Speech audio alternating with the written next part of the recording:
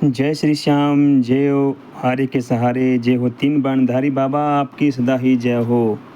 अगर घर में यह हवन विधि करना शुरू कर दी तो संकट कुत्ते की तरह दौड़ेंगे। कोई आपको यह विधि आसानी से नहीं बताएगा। तो जय श्री श्याम, जय श्री बालाजी, बाबा की असीम कृपा आप सब पर बनी रहे और माँ जगत जननी माँ अम्बे आपके भंडार भरे रखे। एक हमारे दोस्त हैं, उन्होंने सवाल किया कि भाई जो हम हमारे घर में लगातार हवन जाप करते हैं उनके क्या फ़ायदे होते हैं, और हम जो हवन कर रहे हैं वो सब शक्तियों के पास जा रहा है या नहीं, और इससे फ़ायदे कैसे हो सकते हैं। तो वीडियो को शुरू करने से पहले मैं चाहूँगा कि वीडियो को लाइक करें, सब्सक्राइब करें, बेल आइकन के निशान पर प्रेस करें ताकि आने वाली हर छोटे छोटे वीडियो में आप लोगों तक पहुंचा पाऊं। आप जो मेरे बहन भाई हैं उन तक पहुंचा पाऊं। जो भाई मेरा व्यस्त है, काम में व्यस्त है, उसको पहुंचा पाऊं। जो दर बदर ना भटके और इस वीडियो को सुने और अपना कल्याण करे और 10 लोगों का कल्याण और भी कर सके। इस बात में कोई भेद है, मतलब ये समझ में नहीं आ रहा, घबराइए मत दोस्तों। अगर आप चैनल को सब्सक्राइब, लाइक, शेयर नहीं किया है तो चैनल को अपना ढेर सारा प्यार दें, लाइक करें, शेयर करें और सब्सक्राइब करें, और वीडियो को अंत तक ज़रूर देखें और बेल आइकन के निशान पर प्रेस करें ताकि आने वाली हर वीडियो आप तक पहुंच पाए। ये मैं बार बार कहता हूं क्योंकि ये आपका अपना ही चैनल है। जब हम हवन करते हैं, हवन प्रक्रिया जो है हमारी वेदों शास्त्रों में बहुत ज़्यादा प्रमुख है, क्योंकि जब जो ऋषि मुनि थे जब भी शक्तियों को हासिल करते थे तो हवन के द्वारा ही करते थे। ये सच है। जब भी ऋषि मुनि शक्तियों को हासिल करते थे इसके लिए वो हवन ही करते थे। हवन करने के बाद मंत्र सिद्धि का गुणगान करने के बाद ही वो मंत्र की शक्ति को जागृत करते थे, तो उसका दशांश निकाल कर उसका हवन करते थे। और आज भी हम कोई भी साधना करते हैं या किसी शक्ति का आह्वान करते हैं और शक्ति प्राप्त करने की भी कोशिश करते हैं, तब भी हम हवन प्रक्रिया का साथ करते हैं। हवन से क्या क्या लाभ होगा, हर रोज़ हवन को किस प्रकार से अपने घर में कर सकते हैं, क्या सामग्री लेनी चाहिए हनुमान जी के हवन में जिससे आपके घर में रहने वाली आत्मा का संहार हो सके और आपके जो भी परेशानी है उससे छुटकारा मिल जाए। जब भी हम हवन करते हैं एक बात हमेशा ध्यान रखना, हवन से आत्मा की शुद्धि होती है, क्योंकि 5 तत्व से शरीर का निर्माण हुआ। जब कोई व्यक्ति अपने शरीर देह का त्याग करता है, जब इंसान मृत्यु को प्राप्त होता है, जब अपनी यानी कि प्रेत योनि को जब वो प्राप्त होता है, वो तत्व से भिन्न हो जाता है। वो जो कई तत्वों से हमारा शरीर बना होता है उन तत्वों से वो भिन्न हो जाता है। कौन से तत्व? अग्नि और पृथ्वी तत्व, और वो तत्व उसको मिलते नहीं। अग्नि और जो पृथ्वी का तत्व होता है वो उसको नहीं मिलते हैं, जिसके कारण वो अलग हो जाता है, वायु तत्व में आ जाता है और अदृश्य रूप में हमारी आंखें उसे देख नहीं पाती। और इस प्रकार से जब वो प्रेत योनि को प्राप्त होता है तो हमारे घर में रहकर तरह तरह की अड़चनें पैदा करता है, परेशानियां पैदा करता है, लेकिन हमें इस बात का पता नहीं होता। जब भी कोई मांगलिक कार्य होता है, ध्यान से सुनना, जब भी कोई मांगलिक कार्य होता है, कोई शुभ कार्य होता है, वो उसमें आकर उस कार्य में अड़चनें पैदा करता है, उस कार्य को होने से रोकता है। अगर ऐसी अवस्था में घर के अंदर हवन होता है डेली तो आत्मा का संहार होता है। कैसे? आप जब भी मंत्र में बोलते हो, जैसे जब भी आप मंत्र में बोलते हो स्वाहा, जब स्वाहा हवन सामग्री जब हवन कुंड में डालते हो तो क्या होता है, वो अग्नि तत्व में जाकर जब वो स्वाह करके डालते हैं, तब हमारे घर में प्रेत है, जिन है, जिन्नात है या आसपास कोई नकारात्मक शक्ति है तो वो सामग्री उनको लगेगी ही लगेगी। जब आप स्वाहा बोलते हो तो 5 तत्व में अग्नि तत्व उनके पास नहीं होता। अग्नि के माध्यम से अग्नि को स्वाहा बोलकर आहुति देते हो तो वो आहुति उन्हें प्राप्त होती है। उन आहुति क्या होती है? होता यह है कि दी गई आहुति से उनकी रक्षा होती है। जो उनके अंदर मलिनता है, मैलापन है, किसी भी प्रेत योनि का, पिशाच योनि का, चंडाल योनि का मैलापन है, जो वो धुल जाता है। जब वो मैलापन धुल जाता है, जब वो उनके मैलापन साफ होता है, तब उन शक्तियों को पता चलेगा कि मैं जो कार्य इन लोगों के साथ कर रहा हूँ वो गलत है। गलत होने के साथ साथ भगवान का नाम ही सत्य है। उस आत्मा को जब वो उनका मैलापन ख़त्म हो जाता है, तब जाके उसको एहसास होता है कि भगवान का नाम ही सत्य है। मैं जो अपने घर वालों के साथ या किसी अन्य व्यक्ति के साथ कार्य कर रहा हूँ वो गलत है। तब उसको ये पता नहीं चलता कि मेरा परिवार कौन सा है। जब वो उसके ऊपर मलिनता चढ़ी हुई होती है तो उसको ये पता नहीं चलता कि मेरा परिवार कौन सा है, मेरा रिश्तेदार कौन है। बस उसको बस इतना ही मालूम होता है कि मैं बस एक प्रेत हूँ। प्रेत योनि ऐसी होती है कि जो सब कुछ भुला देती है। उसकी मलिनता शरीर पर रहती है, पर हवन करने से प्रेत को उस तत्व की रोशनी प्राप्त होती है जो उसके पास है ही नहीं। अग्नि जिससे उसकी मलिनता साफ होती है, वो सामग्री क्या लेनी चाहिए? वो क्या सामग्री लेनी चाहिए? अगर हनुमान जी का हवन करना चाहते हो तो पूर्णिमा पर हमेशा हवन करना चाहिए। अगर हनुमान जी का हवन आप करना चाहते हो तो पूर्णिमा पर आप हमेशा ही हनुमान जी का हवन कर सकते हो। ना ही तो अग्नि का वास देखा जाता है, ना ये देखा जाता है कि अग्नि पाताल लोक में है। आपको हमेशा पूर्णिमा पर ही हवन करना चाहिए। अगर आप एक महीने में एक पूर्णिमा आती है और हर पूर्णिमा पर हवन करते हैं या 14 को हवन करते हैं तो इससे क्या होगा? ध्यान से सुनना इस बात को। इससे मैं बार बार से बोल रहा हूँ ताकि आपकी समझ में आए। भाई, पूर्णिमा पर जब आप हवन करते हैं या 14 पर जब आप हवन कर सकते हैं तो इससे क्या होगा? इससे आपके पितरों की मलिनता साफ होगी। घर में रहने वाले प्रेत आत्मा की मलिनता भी साफ होगी। वो प्रेत आत्मा आपके घर के लिए हितकारी हो जाएगी। जो अब तक जो प्रेत आत्मा जो आपके घर में रह रही है वो आपके लिए विनाशकारी थी। जब आप हवन करते हैं उसकी मलिनता साफ होती है। साफ होने के बाद वही आत्मा आपके लिए हितकारी हो जाती है। सामग्री क्या लेनी है? सामग्री लेनी है पंचमेवा ले सकते हो। हनुमान जी के हवन में हमेशा पंचमेवा ही लेना चाहिए। अगर किसी का शुद्धिकरण करवा रहे हो तो पहले पंचमेवा और एक पीपल का पत्ता लेना होता है।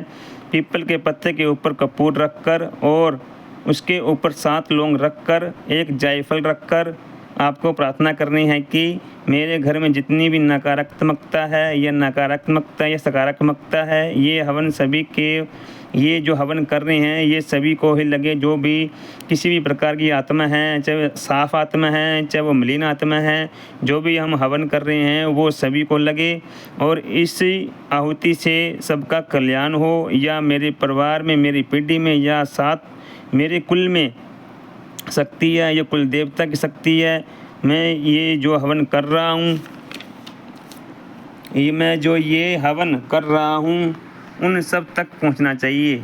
आपको ये विनती करनी है कि मैं जो ये हवन कर रहा हूँ ये सभी जो भी मेरे घर के कुल के पितर है उन सभी के पास है, चाहे वो मलिन अवस्था में है चाहे वो साफ अवस्था में है, ये सभी तक पहुँचना चाहिए। आपको ये विनती करनी है।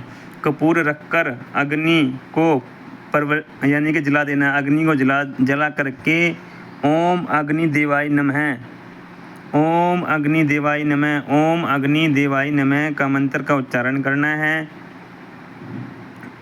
बोलकर आह्वान कर सकते हैं आप। ओम अग्नि देवाय बोलकर आह्वान कर सकते हैं। इसके बाद आप नवग्रह लकड़ी को ले सकते हो। नवग्रह अगर मंत्र आते हैं तो ठीक है, अगर नहीं आते हैं तो ओम सूर्य देवाय नमः स्वाहा समझ लीजिए, स्वाहा ज़रूर लगाना है। ओम सूर्य देवाय नमः स्वाहा ज़रूर लगाना है। स्वाहा लगाने से प्राप्त होता है, क्योंकि स्वाहा जो है वो अग्निदेव की पत्नी है। जो स्वाहा हम लास्ट में, जब हम अग्निकुंड में जब सामग्री घेरते हैं तो लास्ट में हम स्वाहा बोलते हैं। स्वाहा अग्निदेव की पत्नी का नाम है, वो उनका अग्निदेव की पत्नी है, समझ गए। जब तक आप स्वाहा नहीं बोलोगे तब तक ये अग्नि को प्राप्त नहीं होगी। जब तक आप स्वाहा नहीं बोलोगे तब तक ये अग्नि को प्राप्त नहीं होगी। और आप स्वाहा बोलते हैं सामग्री में पंचमेवा लेकर संग थोड़ा सा गाय माता का घी मिला लीजिए। पंचमेवा में क्या लेना है? अब पंचमेवा में क्या लेना है? काजू ले सकते हैं, किशमिश ले सकते हैं, बादाम ले सकते हैं, मिश्री ले सकते हैं, नारियल का बरूदा भी ले सकते हैं। दोबारा बता देता हूँ मैं पंचमेवा में क्या क्या लेना होता है। पंचमेवा में आप काजू, किशमिश, बादाम, मिश्री, नारियल का बुरादा भी ले सकते हैं। आप हर रोज़ हवन कीजिए। हर रोज़ भी कर सकते हैं, सप्ताह में एक बार भी कर सकते हैं, महीने में एक बार भी कर सकते हैं। वो आपके ऊपर, आपकी श्रद्धा के ऊपर डिपेंड करता है, आपकी आर्थिक स्थिति पर डिपेंड करता है कि आप क्या करोगे, किस हिसाब से करोगे। आप कर सकते हैं, आप एक भी कर सकते हैं, आप 7 भी कर सकते हैं। इसके लिए अगर आपके पास गुरु का मंत्र है तो वो सुनने पर सुहागा होगा। अगर आपके पास गुरु मंत्र है, अगर आप गुरु से दीक्षित है, गुरु मंत्र आपके पास है तो आप सुनने पर सुहागा होगा, तो आप हवन उस मंत्र से कर सकते हैं। अगर आप कहीं किसी धाम में गए हैं, गुरु के शरण ली है, वहाँ से गुरु मंत्र ग्रहण किया है, तो अगर आप उससे मंत्र हवन करते हैं तो वो आपके लिए सुनने पे सुहागा होगा, जिसका वर्णन मैं कर ही नहीं सकता। उससे आप हवन कर सकते हैं, लेकिन ऐसा मंत्र नहीं उठाना जिस मंत्र का भेद आप नहीं जानते हो। उस मंत्र से हवन कभी भी ना करें जो आप जानते नहीं हैं, जिसके बारे में आप उसमें क्या है क्या नहीं है आप कुछ भी नहीं जानते। उस मंत्र को आप बिल्कुल भी नहीं उठाएं। मंत्र में ऐसी रहस्यमय शक्ति होती है, अगर कोई गलत मंत्र उठा लिया तो दिक्कत आ सकती है।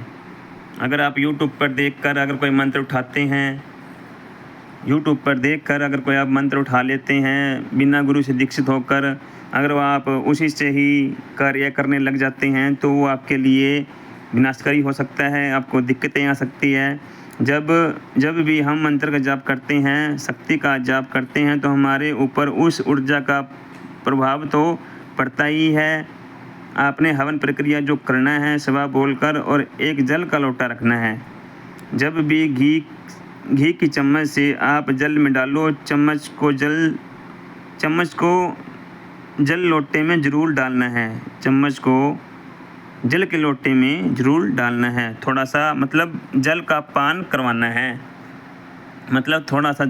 करवाना है, इससे घर में रहने वाली दिव्य आत्मा, इससे क्या होगा कि आपके घर के अंदर जो भी दिव्य आत्मा रह रही है, इससे जो दिव्य आत्मा जो भी आप दे रहे हो उस आत्मा तक जरूर पहुंचेगा। जो आपके घर के अंदर जो आपके देव पितर है या कोई आत्मा रह रही है, दिव्य आत्मा है जो आपकी रक्षा करती है, वो आपकी उस आत्मा के पास जरूर पहुंच जाएगा। इस प्रकार स्वाहा बोलकर आप अपने घर में हवन लगातार कर सकते हैं। घर में रहने वाली प्रेतबाधा, इससे क्या होगा कि इसमें घर में रहने वाली प्रेतबाधा का कल्याण होगा और घर में सुख शांति का माहौल होगा। इससे क्या होगा, इससे घर में सुख शांति का माहौल होगा।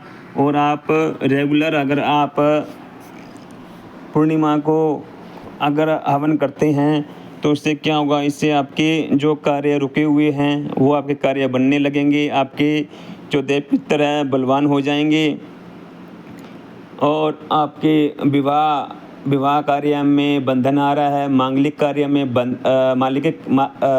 कार्य में दिक्कतें आ रही है, बच्चे होने में दिक्कतें आ रही है, या कोई भी आप काम करते हैं अगर आप मिट्टी में हाथ डालते, सोने में हाथ डालते हैं, वो मिट्टी बन जाता है, तो उसमें आपको सहायता मिलेगी। और आपके जो भी, अगर आपके घर के अंदर कोई नकारात्मक ऊर्जा है तो उसमें भी आपको सहायता मिलेगी। आपको, अगर आप हवन करते हैं, अगर गुरु से दीक्षित होकर अगर आप हवन करते हैं, गुरु को साक्षी मानकर या अपने इष्ट देव को साक्षी मानकर अगर आप हवन करते हैं, जब आप हवन करते हैं, एक बात हमेशा ही याद रखना, उस टाइम अपने कुल देवी, कुल देवता, पितृ देवता, इष्ट देवता का ध्यान जरूर करना है। जब भी आप हवन यज्ञ करोगे, हवन करोगे, तो उस टाइम करना क्या होगा, इस टाइम आपको अपने कुल देवता, कुल देवी, इष्ट देवता, पितृ देवता का ध्यान जरूर करना है। क्योंकि जब तक इनका ध्यान नहीं होगा तो आपके कोई भी कार्य नहीं हो पाएंगे। और उन्हीं सबसे पहले तो आपको सहायक देवी देवता हूँ, जब भी आप हवन करते हैं कि जो अपने नगरी देवता है, सहायक देवी देवता है, इष्ट देवता है, कुल देवता है, पितृ देवता है, इष्ट देवता है, आपको सभी को साथ में लेकर चलना है। आपको सभी को साथ में लेकर जब आप चलते हैं तो आपके शरीर के बंधन, व्यापार के बंधन, धन के बंधन सब खुलते जाएंगे। जितनी भी क्रिया आपके ऊपर तांत्रिक ओझा मौलवी पंडित ने करवाई हुई होती है, जैसे जैसे आप हवन करते हैं वैसे वैसे आपकी सारी क्रियाएं खुलने लगती है। आपके बंदे काम खुलने लगते हैं, आपके शरीर के बंधन खुलने लगते हैं, आपके जो बुद्धि के बंधन हैं वो खुलने लगते हैं, धन के बंधन खुलने लगते हैं। और आपको ऐसी ऐसी चीज़ें, ऐसे चमत्कार आपको देखने को मिलते हैं कि जो मैं वर्णन ही नहीं कर सकता। जो आपके शरीर के अंदर जो नकारात्मक चीज़ें रह रही है, जिन्होंने कब्जा कर लिया है, जो आपके पूरे शरीर पर फैली हुई है, जो भिन्न भिन्न प्रकार की बीमारियां उसने बना दी है, वो बीमारियां धीरे धीरे करके वो बीमारी धीरे धीरे करके वो ख़त्म होने लगती है। ये बात सच्चाई है। ध्यान से सुना, अगर आप सुन रहे हैं तो बड़े ध्यान से सुना करो और उस बात पर फॉलो करा करो। ये आपके फ़ायदे के लिए ही बोल रहा हूँ, ये आपके फ़ायदे के लिए ही है, ताकि किसी तांत्रिक ओझा मौलवी पंडित के चक्कर में ना पड़ो और अपना पैसा ना बर्बाद करो, अपने समय ना बर्बाद करो। बहुत से लोग ऐसे मेरे भाई हैं जो कई सालों से मौलवियों, पंडित, तांत्रिकों के चक्कर में पड़े हुए हैं, जिन्होंने अपने घर बार को ख़राब कर लिया है, अपने रिश्तों को ख़राब कर लिए है, बहम में आकर अपने भाई है तो भाइयों से आपस में मनमुटाव कर लिया है, बस एक बहम के कारण। और कुछ दिक्कतें होती हैं और कुछ बहम हो जाता है। कुछ ये तांत्रिक ओझा मौलवी पंडित ऐसी बातें बता देते हैं कि आपको बहम में डाल देते हैं। आपको बहम में बिल्कुल भी नहीं पड़ना है। और आपने अपने घर के कुल देवी, कुल देवता, इष्ट देवता और पितृ देवता की जो भी आग्रह, हाँ, इस चीज़ का आप ज़रूर पता करें कि आपके घर में मलिन देवता है या देव पितर है। क्योंकि जो देव पितर होता है वो, मैं ये बातें मैं बार बार कहता हूँ, आपके घर का अगर जो देव पितर है, अगर एक भी देव पितर है तो वो आपको रंग से राजा बनाने की हिम्मत रखता है। ये बात मैं हर वीडियो में कहता हूँ। मेरी जितनी वीडियो आएंगी उन सभी वीडियो में मैं ये बात मेरी पाएगी कि आपके घर का जो एक पितर भी है वो देव पितरों की श्रेणी में अगर आता है तो वो आपके घर में किसी प्रकार की कोई भी नकारात्मक ऊर्जा को प्रवेश नहीं होने देगा। अगर आपकी कुल देवी मजबूत है, कुल देवता मजबूत है, यानी कि मजबूत का मतलब मजबूत तो वो होते ही हैं, अगर आपकी भक्ति में जान है, अगर आपने इस लेवल की भक्ति की हुई है तो आपका कुल देवता भी मजबूत है, कुल देवी भी मजबूत है और आपका पितर देवता भी मजबूत है। अगर आपका एक पितर भी मजबूत है तो आपके घर के अंदर कोई भी किसी प्रकार की कोई नकारात्मक ऊर्जा, चाहे वो तांत्रिक कितना ही जोर लगा ले, कितनी ही विधि द्वारा जोर लगा ले, कितने ही तांत्रिक क्रिया कर ले, कितना उच्चाटन कर ले, स्तंभन कर ले, विधिवेशन कर ले, कितना ही कुछ कर ले, वो आपके घर के अंदर नकारात्मक ऊर्जा को नहीं भेज सकता। क्योंकि जब आपके घर के अंदर कुल देवी, पितृ देवता, इष्ट देवता और कुल देवी की जब पूजा होती है तो आपके सारा घर के ऊपर एक सुरक्षा का कवच, सुरक्षा घेरा बन जाता है, सुरक्षा कवच बन जाता है, एक ऑरा बन जाता है पूरा घर के ऊपर। और जब कोई भी नकारात्मक ऊर्जा कोई भी तांत्रिक भेजता है तो वो जब नकारात्मक शक्तियाँ जब हमारे घर पर आती है तो वो उस ओरे से टकरा कर, क्योंकि वो ओरा इतना मजबूत होता है, इतना शक्तिशाली ओरा होता है, और जब वो उस ओरे से टकरा कर दूर जाके पड़ती है वो हमारे घर के अंदर प्रवेश कर ही नहीं सकती। आपको अपने जीवन में अगर आपको तरक्की चाहिए, उन्नति चाहिए, अपने इष्ट देव, कुल देवता, पितृ देवता और अपने कुल देवता, कुल देवी, इष्ट देवता और पितृ देवता, 4 चीज़ों को आप बखूबी मान लो इनको, ध्या लो इनको मैं कहता हूँ भज लो इनको, आपके घर में किसी प्रकार की कोई परेशानी नहीं आ सकती। आशा करता हूँ कि आपको ये मेरी ये जानकारी पसंद आई हो। अगर ये जानकारी पसंद आई हो तो इस वीडियो को 10 लोगों तक भेजें, 10 लोगों तक, कम से कम 10 लोगों तक भेजें, उनका फ़ायदा हो सके। अगर आपका फ़ायदा हो रहा है तो उनका फ़ायदा हो सके। हवन प्रक्रिया बड़ी ही शुद्ध प्रक्रिया है, इसे आप करें। मैं कहता हूँ आप किसी के पास जाने की आवश्यकता नहीं है। आपको स्टार्टिंग में अपने जितने जो मैंने पहले बताया है, अपने स्थानीय देवता, नगरीय देवता, अपने जो कुल देवता, पितृदेव, इष्ट देवता का ध्यान ले, और अपने जो भी आपके गुरु है, गुरु से दीक्षित है, उस मंत्र को जाप करें, उससे हवन करें। आप चाहे 1 माला करें, एक माला का हवन करें, चाहे 10 माला का हवन करें, चाहे 15 माला का हवन करें, वो आपके ऊपर डिपेंड करता है कि आप किस हिसाब से कर रहे हो। और अपना संकल्प जरूर लेना उसमें, भाई मैं इतने मंत्रों का हवन कर रहा हूँ, इतनी माला का हवन कर रहा हूँ, संकल्प लेना है। संकल्प जो गुरु से दीक्षित है वो न्यास भी जरूर करे।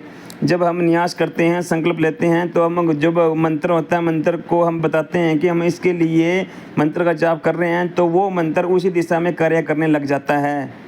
ये बात हमेशा ही ध्यान रखना। अगर आपके पास न्यास है, गुरु से मिला हुआ, अगर संकल्प है, गुरु मंत्र है, तो वो सुनने पर सुहागा होगा। इसके लिए मैं बार बार कहना चाहूँगा, मेरी वीडियो को पूरा देखो। मैं बार बार कहना चाहूँगा कि इसके लिए आपको तांत्रिक ओझा मौली पंडित के पास जाने की कोई आवश्यकता नहीं है, और ना ही पैसे खर्चने की आवश्यकता है, ना ही उनके द्वार पर बार बार जाने की, ना ही अपने टाइम खराब, अपने पैसे खराब करने की कोई आवश्यकता है।